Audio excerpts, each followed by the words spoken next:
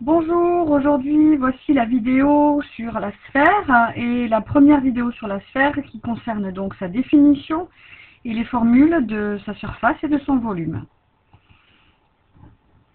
Alors, comme définition, on peut donner pour la sphère, donc là on va voir deux définitions. Une définition pour la sphère, donc c'est l'ensemble des points de l'espace, donc c'est bien une figure en 3 dimensions.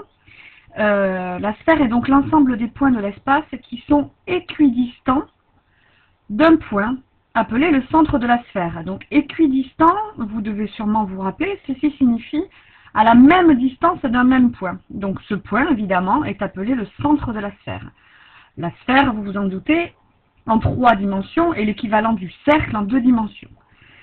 Une autre définition, c'est la définition de la boule. Donc la boule, on pourrait considérer l'ensemble des points qui sont à l'intérieur d'une sphère. Donc comme définition, on peut donner que la boule est l'ensemble des points de l'espace qui sont situés à une distance inférieure ou égale d'un point qui est appelé le centre de la sphère ou de la boule. Donc par exemple ici, je vous ai dessiné une sphère donc en perspective cavalière. Donc vous voyez ici, pour donner l'impression de la profondeur, j'ai dessiné comme le cercle qui passe qui a pour centre le centre de la sphère. Le voilà, le centre, le point O.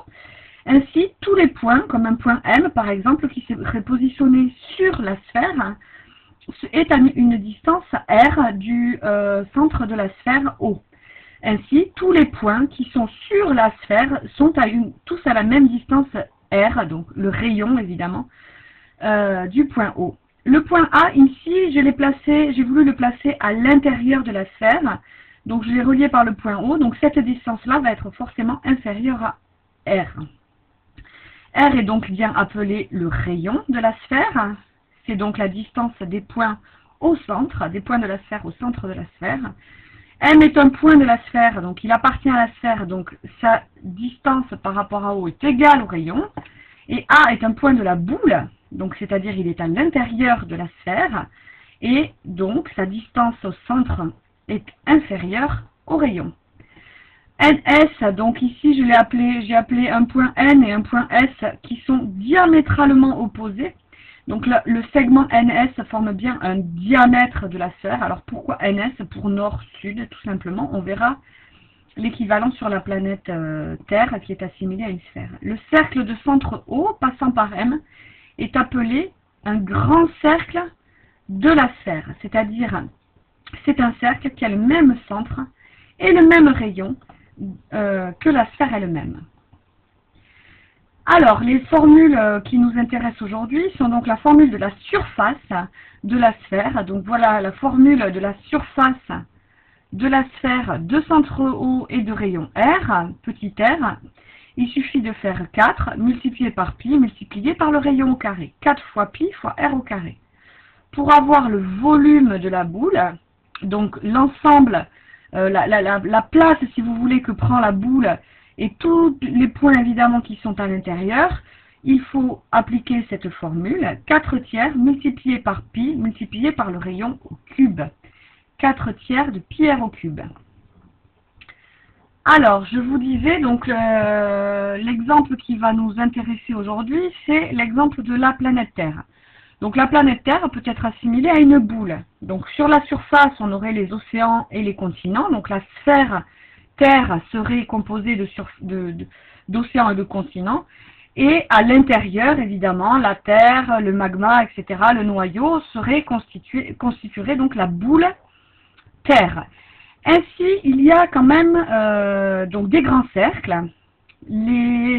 Là, on peut en citer deux. L'équateur. Donc l'équateur, c'est cette ligne imaginaire que l'on a tracée pour pouvoir se repérer sur la planète. Voilà, une ligne imaginaire qui a donc le même rayon, ce cercle-là qui fait le tour de la Terre, qui a le même rayon et le même centre que la planète Terre. Et le méridien de Greenwich, qui passe pas très loin de chez nous d'ailleurs, qui est cette ligne-là, qui passe, vous voyez ici, en France, là, pas très loin de Tarbes, je crois, et puis en Angleterre, etc. C'est donc un grand cercle de la Terre. Et après, il y a d'autres cercles qui sont de rayons plus petits que les méridiens et l'équateur, qui sont par exemple ici le tropique du Cancer, donc à une latitude de 30 degrés, et le tropique du Capricorne, donc en dessous de l'équateur, en hémisphère sud, à une latitude de 30 degrés vers le sud. Donc ici, on sait que le rayon de la Terre est estimé à 6300 km. Donc la distance entre n'importe quel point de la planète est environ 6370 km jusqu'au centre de la Terre.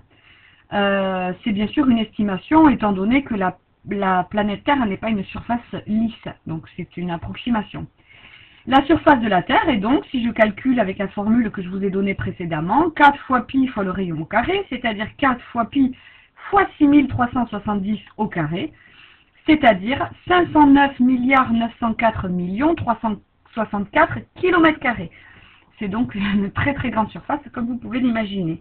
Le volume, lui, alors, est très très grand aussi, je ne pouvais même pas l'écrire en entier sur cette feuille. Il suffit donc d'appliquer la formule du volume 4 tiers multiplié par pi multiplié par le rayon au cube, 4 tiers multiplié par pi multiplié par 6370 au cube, avec la calculatrice évidemment. Ceci me donne à peu près 1,08 fois 10 puissance 12 km3. Donc rappelez-vous, cette écriture est appelée écriture scientifique.